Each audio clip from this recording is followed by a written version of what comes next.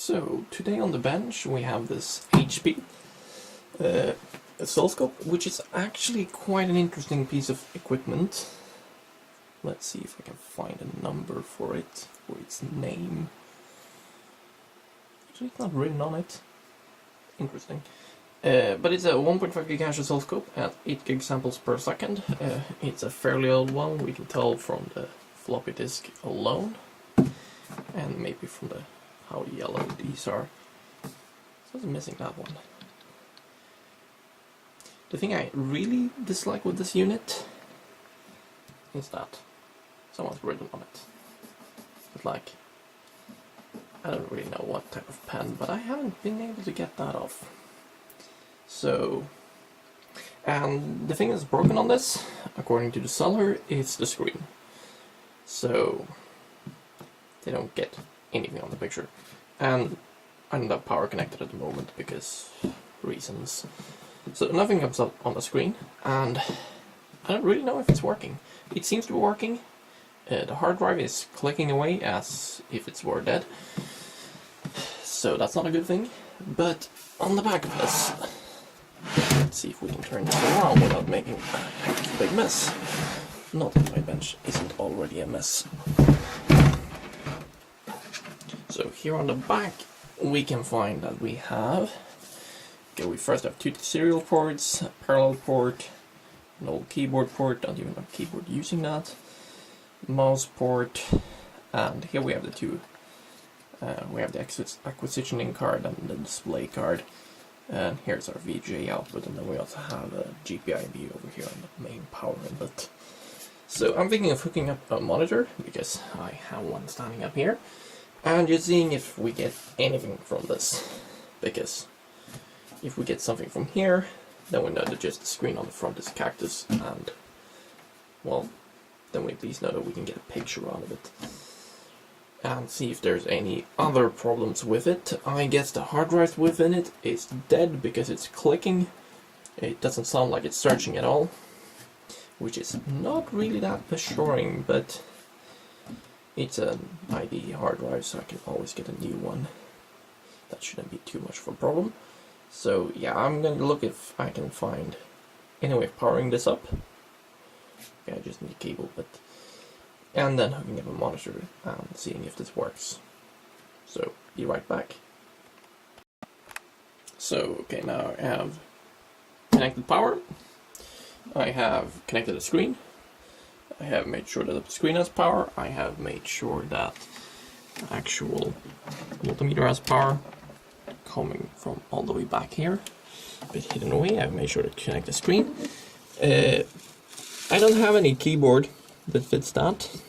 This is the old PS2 plug, I think it's called. And this here is a mouse, and sadly I tried starting it with this and it didn't recognize the keyboard, because I have a PS2 keyboard but I don't have that old PS2 plug. Maybe there are adapters for that, I need to check. Or maybe I could just exchange that for a modem port, who knows. I am thinking of putting in a PCI Express card over here for with USB support, so I can have USB peripherals on this, because this unit has not a single USB port, just to tell you how old it is. So yeah, I've hooked up the screen, and well, we can try. And it makes a bit of a ruckus. Quite a lot of it, and it's in American Megatrends. It will check its RAM, it tells us the weight, and the CMOS battery is low, not a surprise. Display type is apparently wrong, that too. It didn't find the keyboard, and it wants us to press F1, which we can't. So yeah, but still we can go through here and check, like it's copyrighted in 1996, so according to that, this is as old as I am. Fun. So it's American Megatrends Incorporated. What more do we have? This is an interesting number. I wonder what that stands for. Who knows? But yeah, it's not going to go anywhere further than this. It's just going to sit here and wait, because CMOS battery is low, so it probably does not remember anything. I'm going to take away this glare on the screen. so it's probably not going to remember its boot sequence at all, so maybe the hardware is clicking just because it doesn't get anything, it's just checking, you know, with the motherboard, it's just checking that it's there, and maybe the hard drive uses some old protocol or some old drivers in there for the clicks. So who knows, the hard drive might actually still be good, because we don't get that far. This is actually a good thing. That is a really good thing. This I could fix, probably. The thing is, I've checked inside of this, and this is a bit less fun than it looks. And yeah, we can fix this. I don't have a keyboard, so I can't really do anything more, which is sad, so I need to fix that. I do have this old Packard Bell keyboard that uses PS2, but I need an older PS2 cable. So yeah, I'm gonna turn this back off. And this is actually a little bit scary, because when you press the off button, it just dies. Yeah. Nothing more than that. And that's the screen telling us that it doesn't have a signal anymore. And the camera suddenly lost focus. So there we are, focused yet again. So yeah. I think this has quite actually a lot of lights. So when you start this, it has a lot of lights on this, which is nice. And I'm actually a bit curious too, why aren't all of these lighting up?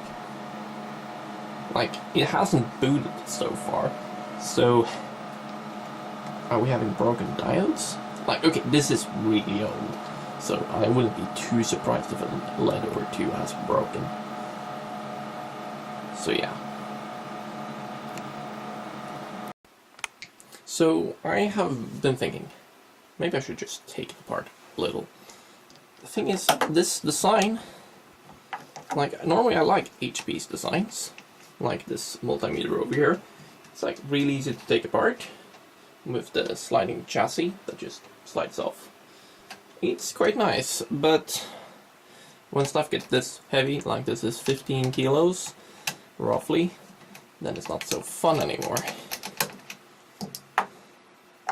For obvious reasons. And yeah, doing this with the wrong end. No, I'm not actually left-handed. I'm actually right-handed. So this is not my preferred way of doing it. But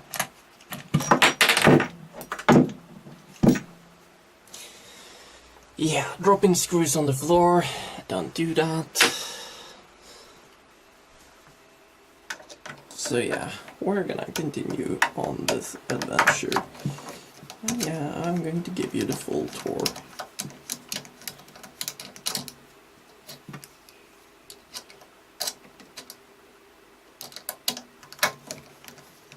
You know what would be easier? Just going all the way over here and grabbing a small screwdriver or an electric one. This is going to be so much easier. No one saw that. Is this going in the right direction?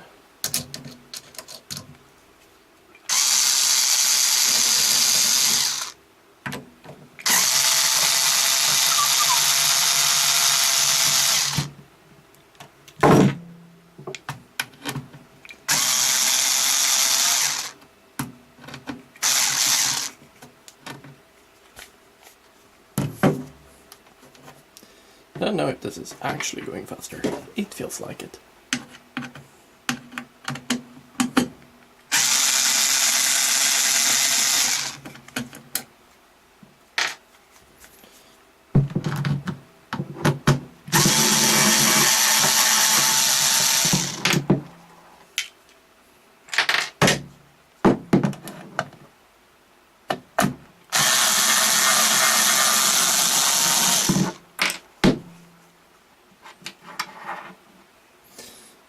So that was that, and then we have this, because yes, this tube needs to come off.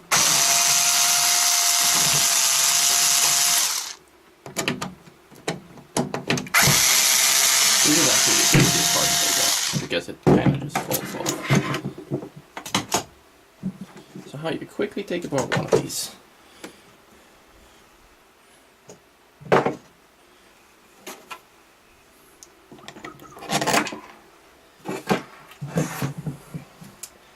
And now the problem is,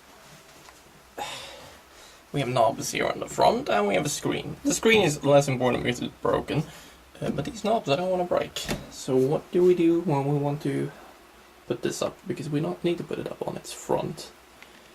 I'm gonna find a solution. I don't know how this looks. I don't really trust it.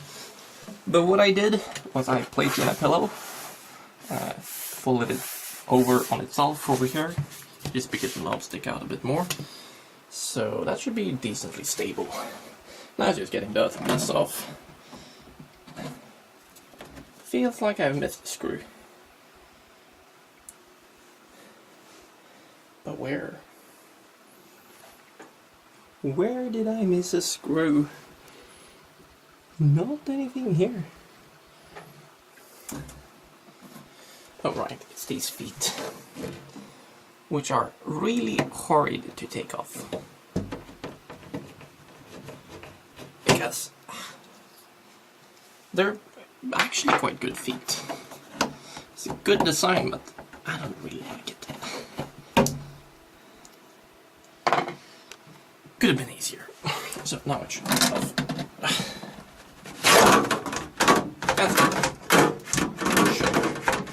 And a big problem is, this doesn't really want to cooperate.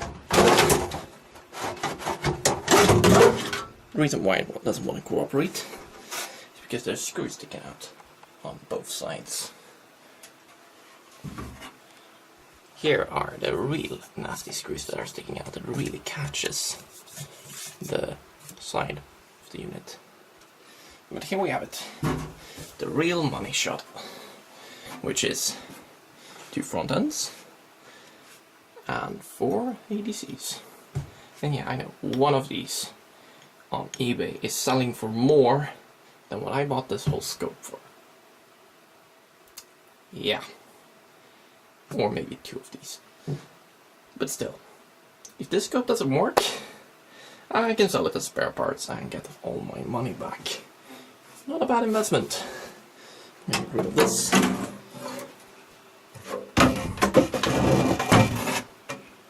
Feels like I have a graveyard of cases here.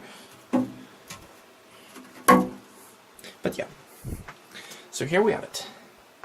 Now I'm going to take it off from the mat before actually it destroys itself. Because it's currently applying pressure onto the knobs and I don't like that. Because this unit weighs 15 kilos. So I'm going to gently lay it down onto the analog side. Okay, so let's quickly go over the inside of this. And so inside of this we have a hard drive. This is like 1.4 gigabytes, so it's tiny. It's using a mini ID, I think it's called. I don't know, I've never dealt with these. Too old, or rather too old for me. After all, this is as old as I am. It uses ISA cards, so it has an ISA2 GPIB card. It has the main picture output card, which is this one. It has the main acquisitioning card. So this is driving the screen. It has this one over here that goes away and actually drives the power for that. It actually talks to the hard drive, and it also talks to the floppy. This is like doing everything, almost. Here's the main ribbon coming from the analog side. So this has everything. And yeah, I mean everything. If there's something from the analog side, or if the digital side needs to talk to the analog side, then it's through this only. There's practically no other cables between the two. Yeah, other than through the power supply, but that's just power. Otherwise they're really trying to obfuscate things here, which is going to lead very far. And then we have this bridge, which is just connecting the two, because apparently PCI wasn't fast enough at 100 or so megabytes per second, so they needed a bit of extra. I wonder how fast this is. We could check it, because I do have a second oscilloscope up here, or we could just measure it with itself. That would be fun. We also have this processor underneath here. I don't know what type of processor this is. It's an x86, and that's going to be fun to deal with. It's socketed at least.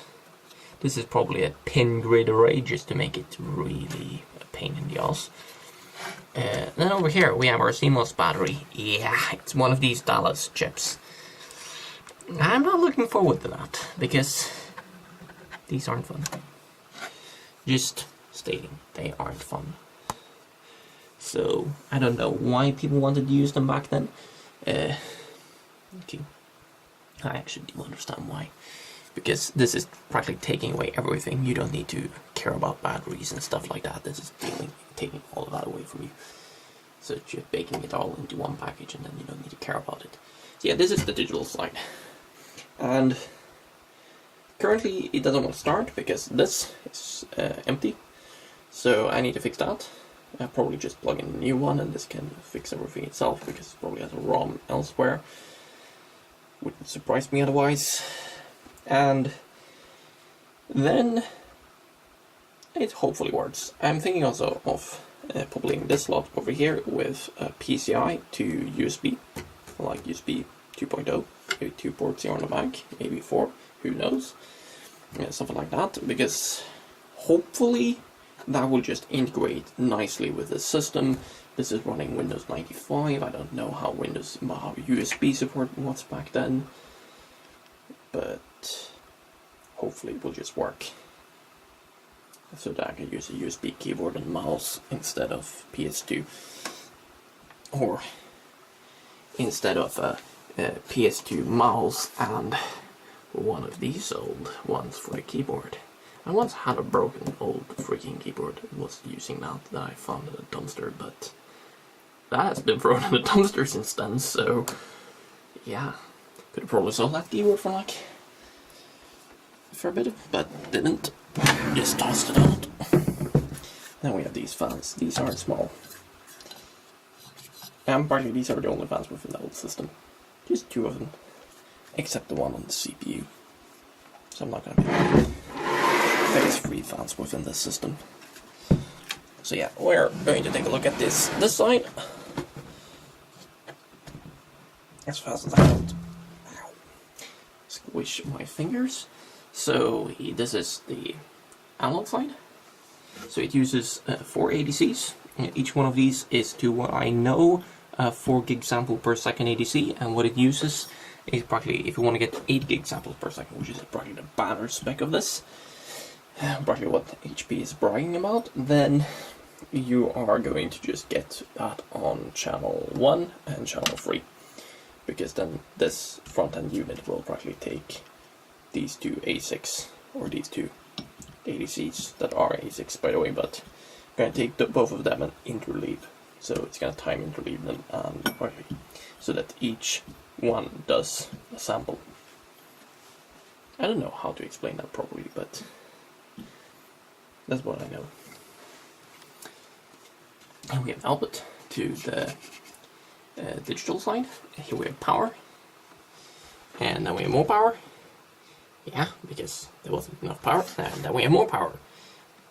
Yeah, because there wasn't enough power, and we have more power, by the way. And then we have this, which is yet more power, and then we have this, these 2, that goes to the fans. And then we have this little ribbon. You might think this goes to the digital side, but no, it just goes to this card. And this card is dealing with, well, these. So the 10x sensing, and also probe communication, in case you have active probes. And this here, this tiny little package, I don't know what it is, but it's cute. Just standing there all alone. I think with these really small packages here, also kind of weird. Wonder what they are doing. Here's a voltage regulator. They're everywhere. Like, literally, they're everywhere. There's even one over here. And this big freaking thing, it's a 2 GHz oscillator. Yeah. And we're hoping that this was having a 10 MHz source within it, because then hopefully that was an output. I don't know. It was not the reason for why I bought it, but I also hope that that was kind of being able to, but that I would be able to use that as an output and practically use this whole system. I'll practically drill a hole here on the side panel and have a frequency reference out, because then I could hook this up to other systems because this has a horrid problem with jitter. So by practically face locking, you can get rid of a bit more jitter. Not a lot, but a little. Better than nothing. But yeah. I'm also curious too if Keysight, or HP as they were called back in the day when they made this, is having the drivers for the two PCI cards. So this card and this card. Because if they have the drivers for them, then maybe I could run them on a modern computer. Because then I could just take this, find out how many pins this has, feed it out onto a port here on the back, and then feed it, get one of these empty brackets, have a port on that, and just feed it back into another computer. So probably I can just have this as being the front end, and then have a second computer for actually doing everything else. Because yeah, every single thing you can do on the front panel, you can do in software. Or you can send over this, because that's how it works. Kind of boring. Or maybe I could just put in a new motherboard into this, and who knows. Sounds like an ambitious project. So I'm gonna try to see if I can first bring life into this, and if I can't, then I'm going to see if you can do anything fun with it. And yeah, it's me turning that fan over there, because I'm bored. And you are probably also bored, because this is a boring video. So what do we have on side of this? We have this, which is a very curious chip. I don't know what it's doing, but it's doing something. It has a big freaking heatsink on it. It has HP specific part number, and we have a big chip over here. I don't know what that's doing, but it's doing something. But then we have all the chips over here. I wonder, is this all of our acquisitioning memory inside of these? These are that's upside down. It's a 10H131-2VLJ9740. And yeah, I can read upside down. It's not that hard actually. It might be memory, but I don't really, because there's a lot of them, so that could explain it. And this here is an interesting chip. This is probably their whole acquisitioning engine. And then probably have a bit inside of these other ones, because this is probably some type of programmable logic array. Because Agatel makes programmable logic arrays, if I remember correctly, so it's probably one of those. So yeah. And up here we have analog devices parts. Not too surprising for being an oscilloscope, but I do like this bodge here. It's the only bodge I've been capable of finding within this whole scope. They needed a few wires from here to here. How silly. I don't know why. The only bodge I've so far found. Okay, I haven't taken these off, so I don't know if there's any bodge work underneath them or inside of them. I would guess that there isn't going to be any bodge work inside of them, though. Simply because those are very small boards. And very important for the actual design. So yeah. Interesting. It sure is. So I'm going to see if I can bring life into this. Hopefully I can. Worst case I can't. But we will see. Have a nice day.